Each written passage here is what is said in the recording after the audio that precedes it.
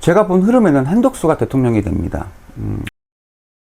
이재명 후보가 집권하면 부동산 시장은 단기적으로 매우 뜨겁게 달아오를 수 있습니다.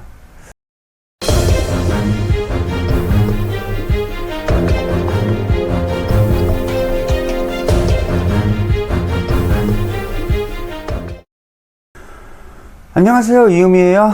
오늘은 복잡한 주제를 가져왔어요. 많은 분들이 이런 질문을 하세요. 만약 미국 트럼프 대통령의 관세 정책이 본격화되고 그 속에서 대한민국이 어떤 선택을 할 때 우리는 과연 어디로 흘러가게 될까? 그리고 그 선택의 중심에 한덕수 대통령이 있을 수도 혹은 이재명 대통령이 있을 수도 있다면 그 흐름은 정말로 완전히 달라집니다. 오늘은 그 흐름을 하나하나 따라가 보겠습니다. 2025년 4월 트럼프는 해방의 날을 선언하며 전 세계에 새로운 관세 폭탄을 던졌습니다. 한국 역시 예외는 아니었어요. 모든 국가에 10% 기본 관세, 그리고 한국에는 추가로 25%의 막관세까지 부과했어요. 자동차, 반도체, 철강 등 우리나라 수출을 먹여 살리던 산업들이 그야말로 질식을 시작한 겁니다. 주가는 하락하고 코스피는 무너지고 원하는 약세를 보이기 시작했어요. 그리고 모두가 숨을 참기 시작한 겁니다. 말 그대로 경제의 산소가 사라진 순간이었어요. 이런 상황이 닥치면요, 우리가 선택해야 할 생존 방식도 완전히 달라져요. 사라지는 아이템들은 명확합니다. 수출 의존 제조업, 대형 프랜차이즈, 그 다음에 미국 하청 OEM, 외화 투자 상품, 그리고 백화점 같은 대형 오프라인 유통업. 반대로 또 살아남는 아이템도 명확하게 보입니다. 중고 수리업, 국산 생필품, 저가 브랜드, 로컬 푸드, 자기개발 콘텐츠, 그리고 소규모 온라인 창업 등입니다. 크게 벌리는 시대는 끝났고 작고 깊게 파는 시대가 오고 있습니다. 크고 빛나는 것보다 작고 오래가는 것에 집중해야 합니다. 경제가 흔들릴 땐 필요한 것, 고치는 것, 그리고 내 삶과 가까운 것, 이게 바로 진짜 돈이 되는 시대입니다. 그렇다면 이 흐름은 97년 IMF 사태처럼 무너지는 위기로 번질 수 있을까요? 제가 봤을 땐 형태는 다를지언정 본질은 비슷한 위기가 올 가능성이 큽니다.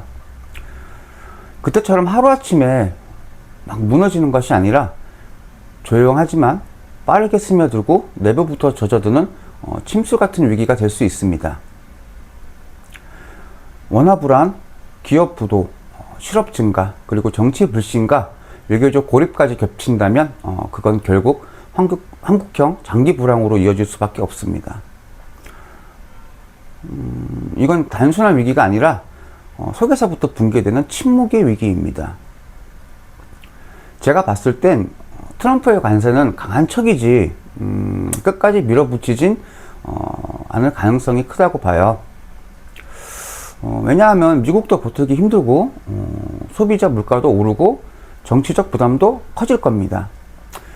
그는 처음엔 벽을 높게 쌓지만 그 벽을 거래 수단으로 쓰는 사람이에요. 내려줄 테니 내 말을 들어라. 그게 그의 방식이에요. 겁을 주고 일부를 양보하면서 큰 거를 가지자 할 겁니다. 그래서 어느 순간 관세가 완화되는 흐름이 찾아올 수 있습니다. 하지만 그걸 희망의 신호로 착각해서는 안 돼요.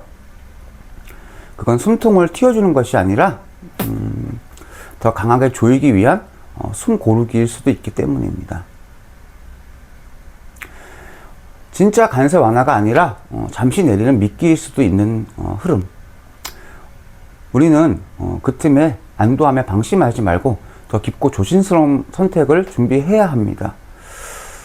아마 우리 관세 풀면서 방위비 청구서 주지 않을까 싶어요. 이런 흐름 속에서 과연 누가 대통령이 되는가에 따라 대한민국이 맞이할 미래는 전혀 달라질 수 있습니다. 제가 본 흐름에는 한덕수가 대통령이 됩니다. 한덕수는 정치인이 아닙니다. 그는 행정과 외교, 경제를 두루 경험한 전문가형 조정자입니다.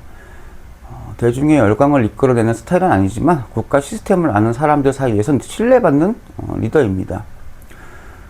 트럼프의 관세 폭탄으로 한국 경제에 응급 위기 신호가 켜졌을 때 한덕수는 정치적 구호가 아닌 전문적 처방을 선택하는 사람입니다. 그는 격렬한 보여주기식 개혁보다는 질서를 복원하고 시스템을 살리는 데 집중할 겁니다. 국민이 당장은 체감하지 못할 수도 있습니다. 하지만 그가 만든 고유한 질서 속에서 시장과 외교는 안정되고 한국은 다시 신뢰할 수 있는 나라로 복귀할 수 있습니다.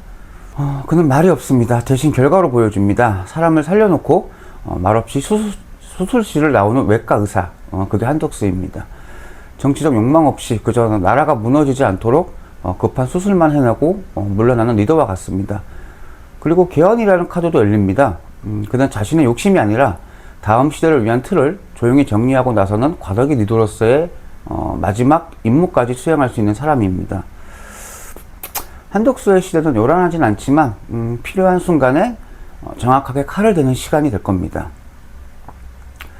격동을 수습하고 다음을 준비하는 시간, 그게 바로 한덕수입니다.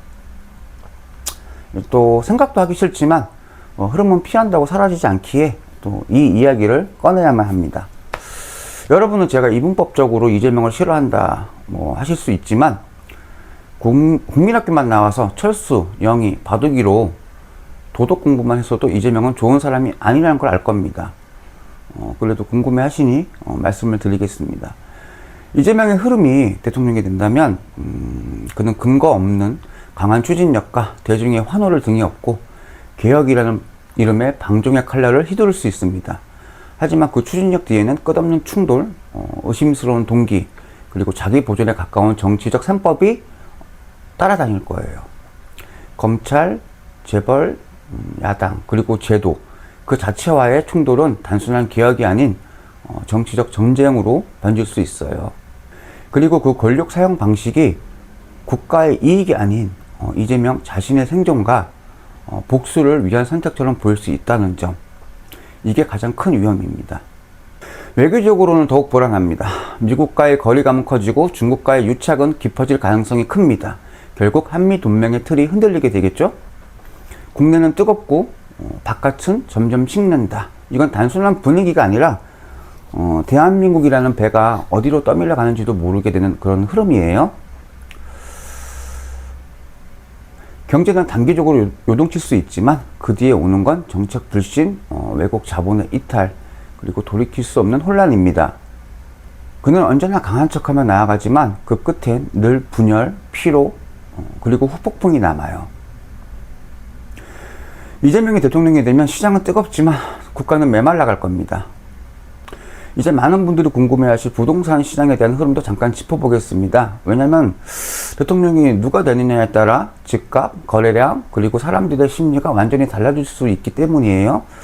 한덕수가 대통령이 되면 대한민국의 부동산은 차가운 안정 속 하락 압력입니다.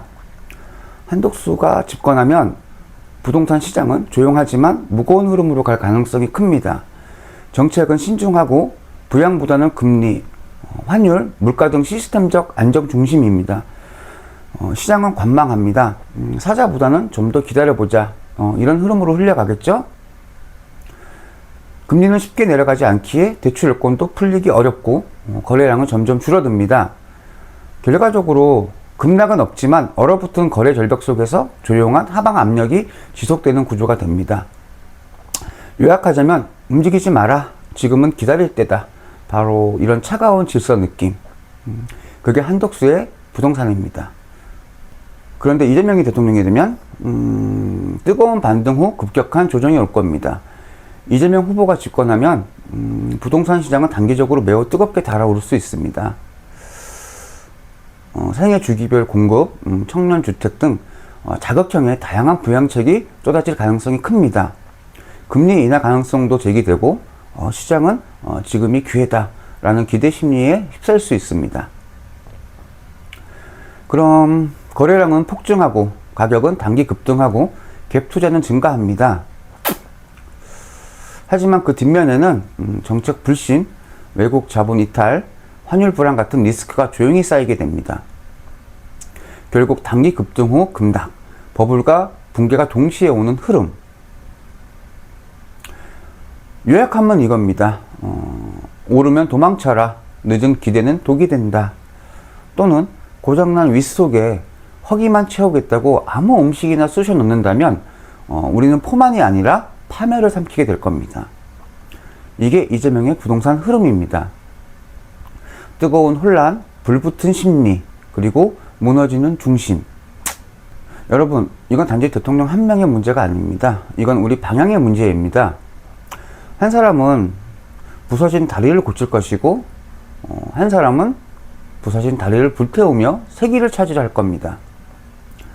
대한민국이라는 몸이 병들었을 땐 우리에게 쇼맨십 넘치는 병원장이 아니라 진짜 병의 근원을 짚어낼 수 있는 전문의가 필요합니다. 한독수는 조용히 진단하고 정확히 절개하고 말없이 깨밀고 나오는 사람입니다. 반면 이재명은 사람들 앞에서 마이크 잡고 떠드는 병원장 흉내내는 깡패일 뿐입니다. 위기 속에서 겉은 조용하지만 속은 무너질 수도 있고 반대로 뜨겁게 움직이다가 모두가 지쳐버릴 수도 있습니다. 그 미래의 결말은 이제 우리 모두의 선택에 달려 있습니다. 이 이야기가 여러분에게 작은 통찰이 되었다면 구독과 좋아요로 함께 해주세요. 이상 이음이었습니다. 나중에 또 뵙겠습니다. 감사합니다.